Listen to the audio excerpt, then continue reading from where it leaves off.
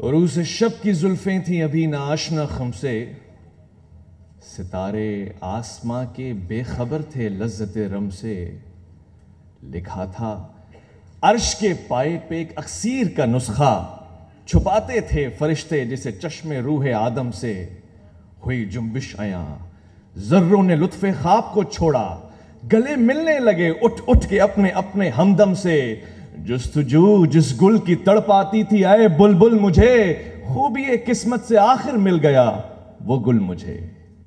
تاریخ ہجرت پہ معمور ہیں ہم، یعنی کہ برعکس مجبور نہیں ہے۔ میں نے چند لمحوں پہلے اور اس گفتگو کو سن کر کچھ نکات لکھے اور میرے دل کی آواز ہے۔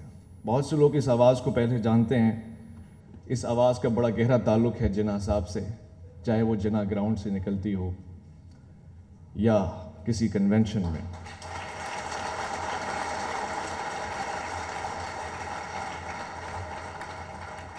تو اگر یہ آواز حق کے لیے اٹھ رہی ہے اور اپنی ثقافت، اپنے انداز، اپنے لب و لہجے، اپنی تہذیب، اپنے تمدن کے لیے اٹھ رہی ہے، تو پھر اس آواز کو بیٹھنا نہیں چاہیے، اس کو آواز ہم آواز کہنا چاہیے۔ میں پاکستان کا مطلب اور معنی آپ کے سامنے رکھنا چاہتا ہوں، اور اگر آپ سمجھ سکیں، میں نے بڑا غور کیا کہ یہ لفظ پاکستان کیوں بنا، اور صبح سے اب تک پی ٹی وی کا ایک پروگرام کر رہا تھا، وہ کہنے لگے فارسی میں ہے ہمارا قومی ترانہ۔ میں واحد ہو سکتا ہوں مگر میں اس سے اختلاف کرتا ہوں، فارسی میں لفظ کا اور ہے اور یہ نہیں ہوتا۔ اردو پیدا فارسی سے ہوتی ہے اور اردو کا معیار ہے فارسی، جب اردو بہترین ہوگی تو فارسی سے مشابہ ہوگی، اور میں اس چیز کو بائی نہیں کرتا کہ یہ فارسی زبان میں لکھا گیا، یہ میرا اپنا اور واحد انسان ہوں جس کا ہو سکتا ہے اختلاف ہو، مگر لفظ پاکستان مجھے سمجھ میں نہیں آیا۔ جنہوں نے پاکستان لکھا وہ کیوں لکھا؟ محترم جناب آصف علی زرداری کے والد صاحب یا ان کے دادا کو دیکھ کر پاکستان کہا، پاک لوگوں کی سرزمین، یا وڈیروں کو دیکھ کے پاک لوگوں کی سرزمین کہا، یا جاگیرداروں کو دیکھ کے پاک لوگوں کی زمین کہا؟ کس کو دیکھا؟ کس کو دیکھا؟ میں دلیل دوں گا۔ اس کو دیکھا کہ جس کو نگاہ یزداں نے دیکھ کے کہا ہزار گناہ ہوں مگر اگر ہجرت کر رہا ہے تو ایسا ہو گیا جیسے ماں کے پیٹ سے ابھی جنا گیا ہوگا۔ یعنی 1947 میں جب سب گناہگار تھے، میرے آبا و اجداد فرشتہ نما تھے اور اتنے پاک تھے کہ قرآن کو دلیل دینی پڑی کہ یہ پاک ہیں، اور حدیث میں میرے آقا کو نہ صرف کہنا پڑا بلکہ کر کے دکھانا پڑا، یہ ہجرت ہے۔ تو جو قرآن کی آیت بھی ہو وہ مہاجر ہے، جو رسول کی سنت بھی ہو وہ مہاجر ہے، اور دونوں کو ایک ہی ترازو پہ رکھتے ہوئے اسی تطہیر کے آئینے میں ڈبو کے غرق کر کے پاک طیب بنا کر پاکستان بنائے، جو خود ذات میں روحانی، عقیدی، نظریاتی طور سے پاک ہو، پھر اس کے بنانے والوں کو اور اس کی محنت کے نتیجے میں بننے والے کو پاکستان نہ کہوں تو کیا کہوں؟ دلیل دے رہا ہوں۔ ان لوگوں کو دیکھ کے نہیں رکھا گیا تھا نام اس کا پاک لوگوں کی سرزمین، کچھ ایسے تھے کہ جن کا پہلا قدم ہی پاکی کی جانب تھا، مرکز سے محور تک، روز اول سے آج تک۔ مگر اب شکوہ کرنے کا بھی حق بنتا ہے میرا۔ زمانہ آیا ہے بے حجابی کا، عام دیدار یار ہوگا، سکوت تھا پردہ دار جس کا، راز اب آشکار ہوگا۔ گزر گیا وہ دور ساقی کہ چھپ کے پیتے تھے پینے والے، بنے گا سارا جہاں میخانہ، ہر کوئی بادہ خار ہوگا۔ کبھی جو آوارہ جنوں تھے وہ بستیوں میں پھر آ بسیں گے، برہنہ پائی وہی رہے گی، نیا خاردار ہوگا۔ نکل کے صحرا سے روما کی سلطنت کو جس نے الٹ دیا تھا، سنا ہے قدسیوں سے میں نے وہ شیر پھر آشکار ہوشیار ہوگا۔ ہاں، یہ میں کسی نظریے کی بنیاد پہ کہہ رہا ہوں، اور وہ شیر کون ہے وہ یہ شیر نہیں بتا سکتا، اور حوصلہ کیجئے گا میں اس ثقافتی میلے اور اس تقریب کی معمار ہوں، میں اس نوجوان نسل کا نمائندہ بن رہا ہوں، تو میں اس کو بین نہیں ہونے دوں گا. ایسا جملہ نہیں بولوں گا کہ جس پہ آپ پچھتائیں.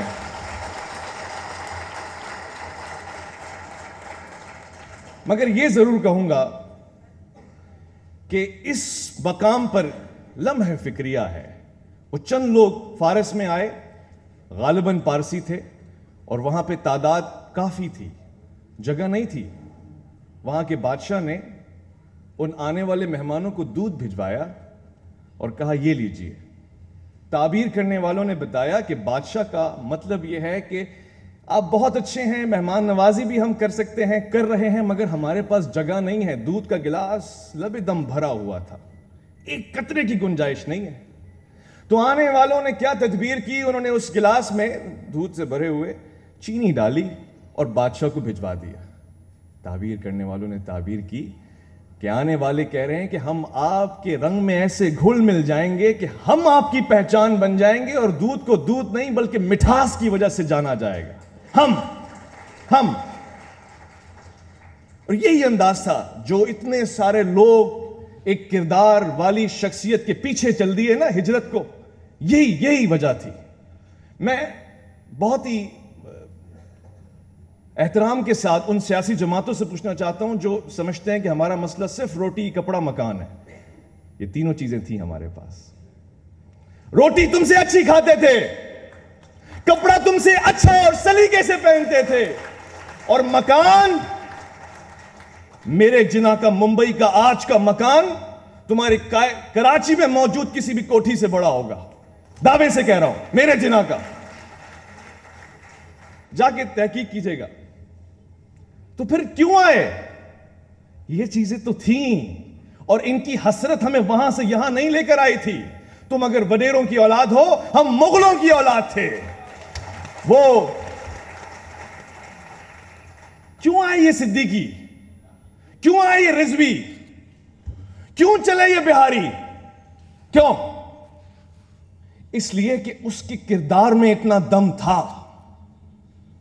تو ابھی رہ گزر میں ہے، قید و مقام سے گزر، مصر و حجاز سے گزر، پارس و شام سے گزر. جس کا عمل ہے بے غرض، اس کی جزا کچھ اور ہے. حور و خیام سے گزر، بادہ و جام سے گزر. یہ مطلب ہی نہیں تھا ہمارا جس میں تم نے 75 سال ہمیں الجھا کے رکھا ہے. اور تم نے سے مراد تم نے، میں نے، کسی غیر نے نہیں.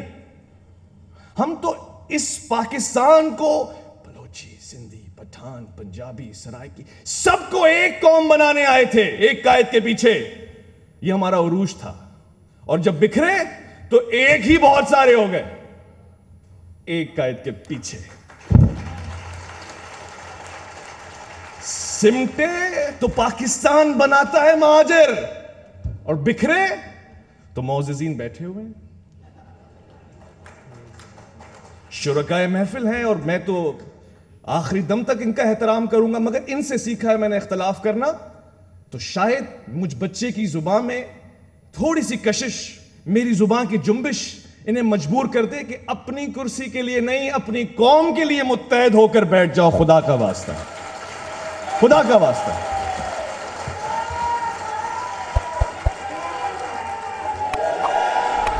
یعنی لوگ آپ سے پوچھیں گے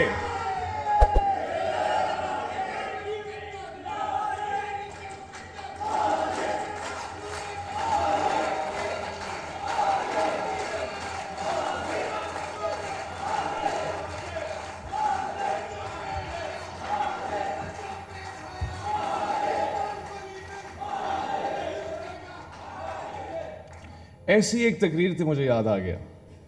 یہ تقریروں کی بات بھی کسی اور دن. تو ان دوستوں سے جذبہ ملتا ہے اور سچ کہنے کی اور ہمت آ جاتی ہے. مگر سچ آج سینسر ہو جاتا ہے، تو میں اتنا ہی سچ بولوں گا جتنا ہضم ہو جائے. اور میں صرف یہ گزارش کر رہا ہوں، آپ سے گزارش کر رہا ہوں. دوسری میری گزارش صرف آپ سے ہے. وہ علامہ اقبال نے ایک ایسی خوبصورت سا زاویہ کھینچا. شیر دیکھ لیتا ہے خچر کو. کس کو؟ خچر کو تو پہچانتے ہیں نا آپ. شیر نے خچر کو دیکھا اور کہا، ساکنان دشت و صحرا میں ہے تو سب سے الگ. کون ہے تیرے آبا و اجد؟ کس قبیلے سے ہے تو؟ کہاں سے آئے ہو میاں؟ کہاں سے آئے ہو؟ وہ ایسا گھل مل گیا, اس کو بھی پکڑا, اس کی بھی پارٹی, اس کا بھی اتحاد, اس کی بھی کولیشن. ٹائمز آف کراچی سے جڑے رہنے کے لیے ہمارا چینل سبسکرائب کریں. ہماری ویڈیوز کو سب سے پہلے دیکھنے اور باخبر رہنے کے لیے بیل آئیکن پر کلک کرنا نہ بھولیں. ساکنان دشت و صحرا میں ہے تو سب سے الگ, کون ہے تیرے آبا و اجد, کس قبیلے سے ہے تو. اب وہ کیا تعارف کروائے, وہ کہتا ہے میرے ماموں کو نہیں پہچانتے شاید حضور, وہ صبا رفتار شاہی استبل کی آبرو. گھوڑے کا تعارف کروا رہا ہے, گدھا. جب قوم اپنی اصلیت کھو دیتی ہے, خود ہی کھو دیتی ہے, پہچان کھو دیتی ہے, اپنا تعارف نہیں, وہ ادھر ادھر کا تعارف کراتی ہے. یہ ہے وہ ہے جنہوں نے نام ہی متحدہ رکھا ہو, اور ان کے متحدہ کا آدھا آدھا آدھا آدھا, تو پھر کیا آدھا سیکھے گی نوجوان نسل آپ سے؟ یہ سوال ہے. اور آپ سنیے, میں تو کوئی کارکن نہیں ہوں نا بھائی, مجھے تو کوئی کرسی اور اس کی لالچ نہیں ہے نا, مجھے یہ ہے کہ کل, لیکن یہ سوال ہے, اگر آپ سب سے زیادہ کوئی چیز دے سکتے ہیں تو وہ روٹی کپڑا مکان نہیں ہے, وہ نوکریاں بھی نہیں ہیں. نوکریاں, یہ قوم نوکر بننے کے لیے یہاں پر آئی تھی, یہ رئیسوں کے بیٹے نوکر بننے کے لیے یہاں پر آئے تھے, یا تو ان کی ذہن سازی خراب کر دی ہے.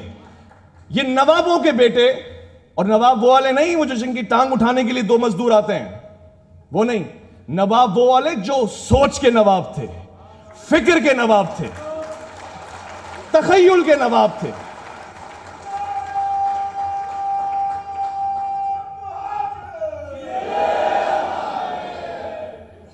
میں اپنی گفتگو تمام کرتا ہوں, ایسا نہ ہو کہ پھر دوبارہ کبھی ویسے ہی کوئی 11-12 سال بعد بلایا, ویسے ہی تو یہ بات کہنے والی بنتی, مگر یہ میں آپ کے دل کی بات کہہ رہا ہوں. شکریہ. اب یہ میری آپ سے گزارش ہے, آپ سے شکوہ ہے, اور سنیے گا, اسے بھی سنیے گا جس طرح تحمل سے آپ سن رہے ہیں. میں نے کہا ہم نوکر بننے نہیں آئے تھے, ہم مالک تھے, ہم مالک ہیں, اور ہم ہی مالک رہیں گے. کیوں؟